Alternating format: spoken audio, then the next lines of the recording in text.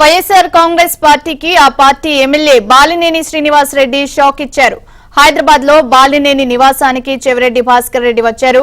బాలినేని శ్రీనివాస్ రెడ్డి ఒప్పుకుంటే ఒంగోలు వైసీపీ ఎంపీగా తాను పోటీ చేస్తానని చెవిరెడ్డి ప్రతిపాదించారు.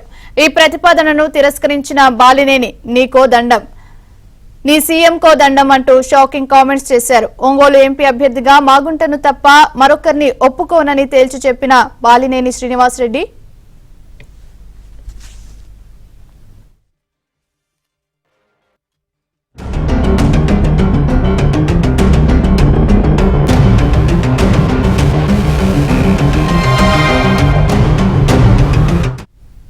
మరింత సమాచారాన్ని మా ఒంగోలు ప్రతినిధి వెంకట్రావు అందిస్తారు. వెంకట్రావు, అప్డేట్స్ ఏంటి? ప్రియాంక, ఒంగోలు వైసీపీ ఎంపీ అభ్యర్థి విషయంలో బాలినేని శ్రీనివాస్ రెడ్డి మాజీ మంత్రి వైసీపీకి షాక్ ఇచ్చారని చెప్పవచ్చు. వైసీపీ ఎంపీ సిట్టింగ్ ఎంపీగా ఉన్న మాగుంట శ్రీనివాస్ రెడ్డిని కాదని చెప్పని ఇప్పుడు ప్రస్తుతం ఆయన్ని పక్కన పెట్టారు. ఈ నేపథ్యంలో వైవి సుబ్బారెడ్డి ఈయన జగన్ కి బాబాయ్ గా ఉన్నారు. ఆయన కొడుకు విక్రాంత్ రెడ్డిని ఒంగోలు వైసీపీ అభ్యర్థిగా తెర మీదకి తీసుకురావాలని చెప్పని ప్రయత్నాలు జరుగుతున్నాయి.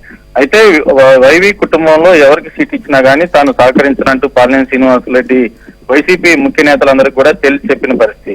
ఈ నేపథ్యంలో ఒంగోలు వైసీపీ ఎంపీ అభ్యర్థిగా ఎవరిని నిలబెట్టాలన్న సందిగ్ధత అయితే ఆ పార్టీలో కొనసాగుతుందని చెప్పవచ్చు. ఈ నేపథ్యంలో సీఎం జగన్ సూచనల మేరకు చంద్రగిరి ఎమ్మెల్యే చెవిరెడ్డి భాస్కర్ రెడ్డి కొద్దిసేపటి క్రితమే హైదరాబాద్ లో బాలినేని నివాసంలో ఆయనతో భేటీ అయ్యారు. ఒంగోలు వైసీపీ ఎంపీ అభ్యర్థిగా తాను పోటీ చేయాలనే ఆలోచనలో ఉన్నట్టుగా ఆయన చెప్పుకొచ్చారు. మీరు సహకరిస్తే నేను ఒంగోలు వైసీపీ ఎంపీ అభ్యర్థిగా పోటీ చేస్తానంటూ బాలినేని దగ్గర రాయబారం నడిపాడు.